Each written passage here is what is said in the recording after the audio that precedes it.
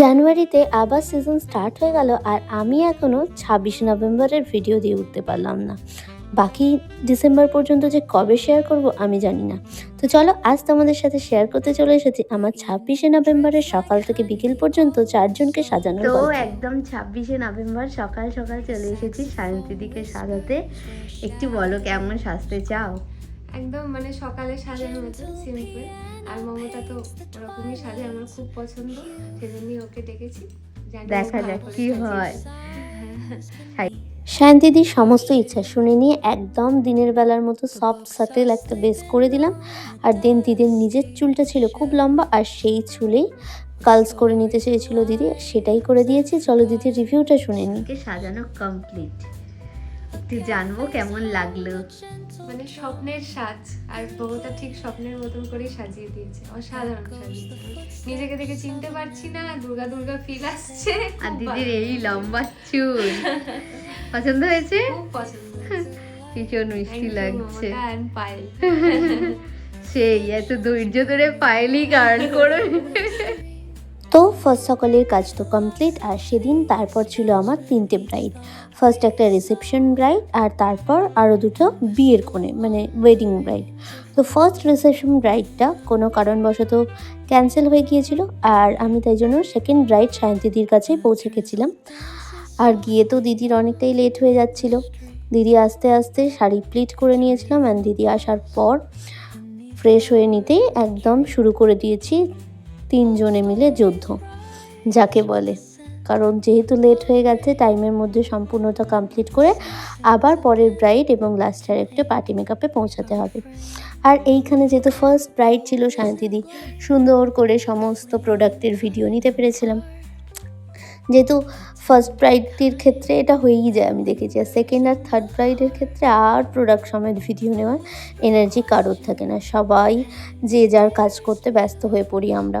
আর এখানে একদম শান্তিকে সুন্দর করে, চোখটা দিদির এত সুন্দর ছিল, সুন্দর করে একটা আই মেকআপ করে দিয়েছিলাম। আমি কাট ক্রিজ স্পটলাইট এসবের থেকে বেশি ব্লেন্ডেড আইটাই পছন্দ করি, খুব প্রমিনেন্ট কিছু না করে। আর এই ছিল দিদির ফেস মেকআপ কলকা বাদে।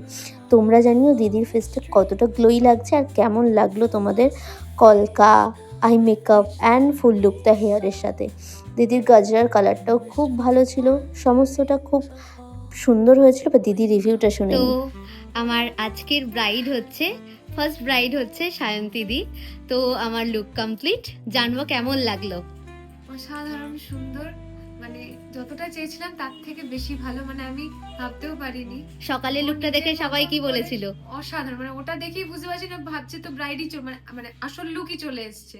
আমি তখন বললাম যে আরো চমক বাকি আছে। তাহলে সেই চমকটা তুমি দেখতে একদম, পেয়েছো? এবার যাবো আরো আরো চমকে যাবে। খুশি? একদম খুশি, ধস।